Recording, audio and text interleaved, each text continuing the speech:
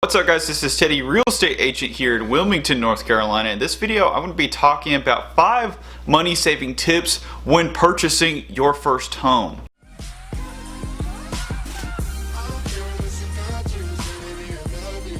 So being a first-time homebuyer and purchasing your first home can be somewhat of an intense and complicated experience, but in this video I'm going to give you some tips in order to make the process simpler and save you some money in the short term and long term. The first tip that I always give any first-time homebuyer is you want to talk to a lender that's knowledgeable in government-backed and government-insured loans. If you don't know what a government-insured loan is, it's a FHA, it's a VA, or a USDA loan that typically has more favorable rates and terms compared to a more conventional loan. Interest rate for a government insured loan is usually around 1% lower, and the terms tend to be a little bit better, and over 30 years that can save you a lot of money. Purchasing the property, there are more regulations, so the likelihood that you purchase a house with lots of issues is going to be a lot lower too. While you're there, make sure that you get a pre-qual or a pre-approval from your lender, and this is going to set the maximum amount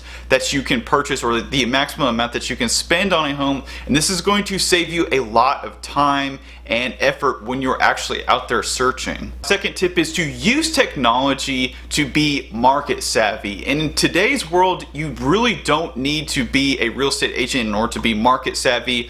You can use things like Zillow and instant updates in order to quickly monitor the market, and you can get up to speed relatively quickly on the market with a lot of these online tools. Obviously, the first place that you want to be searching is Zillow and Trulia on a lot of these online websites. Make sure that you search around 15 minutes a day. Spend 3 hours on the weekend searching for houses. It's best to kind of slowly look at the market over time. Notice and spot trends, see where the best areas or where the areas that you want to buy in, and overall get a feel for the market. Another tip that I always say is you want to be updated as soon as properties in your price range and in your location come on the market. You can get Zillow to do this, or you can have a real estate agent do this for you. And lastly, I always say to get on a subscription service, because in today's era, when a home comes on the market and it's well priced and it's got a ton of great features, everybody that is searching for that house is going to know, and you want to be the first person to be there and to write that offer in order to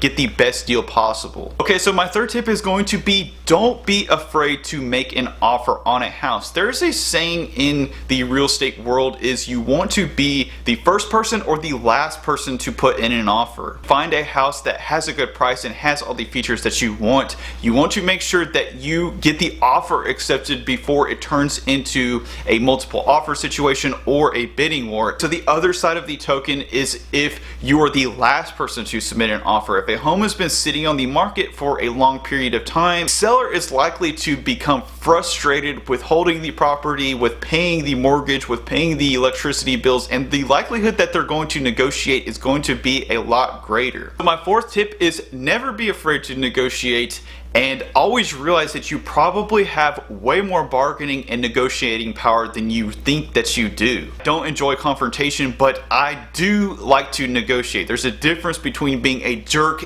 and trying to negotiate the best possible price that you can for yourself. Property been sitting a while. A lot of times when a property has been sitting a long time, the seller is way more likely to negotiate and way more likely to accept a lowball or a lower offer. The property need extensive repairs. Many times people will list houses not realizing how bad of condition that the property is in. It will once again sit for a very long time, and it won't appeal to a regular buyer, and that could be a chance for you to negotiate and get a great deal on a house that has very light and very small cosmetic issues. Does the particular house have furniture that you like? Is it a beach home and you absolutely love the coastal chic furniture? You may want to ask the seller if they would consider throwing in the furniture with the sale of the house. Or are you strapped for cash? Do you want a home warranty? Do you want the seller to pay your expenses? Many times sellers will agree to pay buyer expenses and the loan cost associated with a house if you're willing to come up on the price. Always explore ways that you can maximize value and maximize value for the other seller. It doesn't always have to be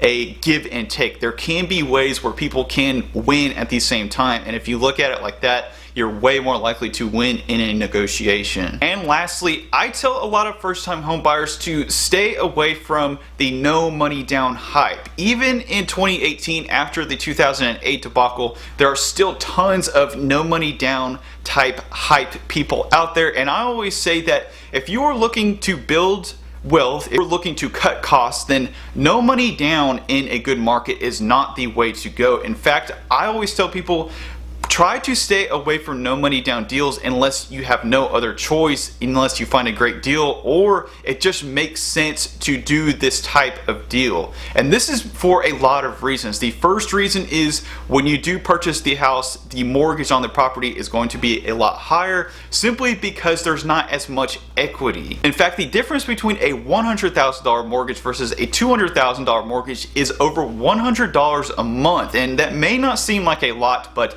that's $1,200 a year, and after that period of time, that's literally money that you are throwing out the window because the first few years of the loan are going to be all interest. Obviously, with VA loans and FHA loans, you can do that, but you need to take into consideration that if you want to save lots of money and you want to build wealth, then it may be best to put down a down payment and try to shoot for a loan with a low interest rate. But anyway, that's my video for today. I hope that you guys enjoyed this video. If you did, make sure to hit that like button. Make sure to hit that subscribe button, and as always, thank you for watching.